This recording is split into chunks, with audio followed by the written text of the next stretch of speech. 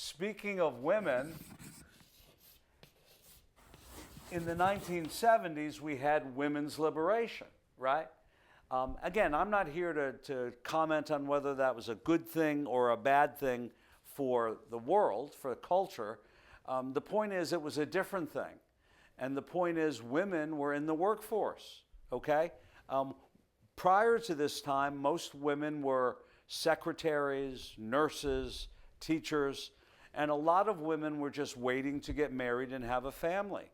It was still very popular to have the traditional family structure back then. And so you had a single breadwinner. The man was the income earner, and the mom was, the domestic engineer, the domestic goddess, right? And so now that you had women saying, why should I work 40 hours a week for $20,000 a year? Why don't I work 40 hours a week for $40,000 a year? Well, that became a different phenomenon. A lot of guys did not know how to supervise women.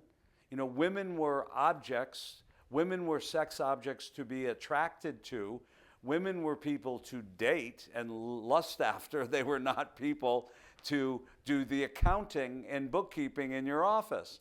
And even worse, when the women, the cutting edge women liberals became vice presidents at corporations, a lot of guys were not able to take orders from women.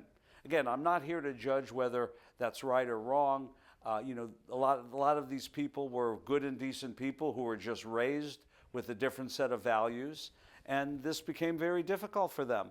But when you think about it, we doubled the workforce by having women come in the workforce, and what happened is a lot of men lost their jobs, because if you had a man who was making 60 grand a year, and now you have a woman who's willing to work for 40, because she was usually making 20, well, then the companies are benefiting, the woman is benefiting, and the only guy who's hurting is the guy who wants to have a traditional one earner family, okay?